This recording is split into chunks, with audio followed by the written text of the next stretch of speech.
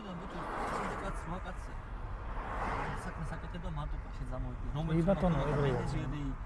გამყიდველის ხოლმე ეგრეა, ხოჩაღი კაცი არის, ძმაო და ჭკვიანი კაცია და მაგიტომაც ზოგადად მიზანდასახულობა არის ცხოვრებაში ყველაზე მნიშვნელოვანი რა და ეგ ტიპი თავიდანვე იყო მიზანდასახული რა.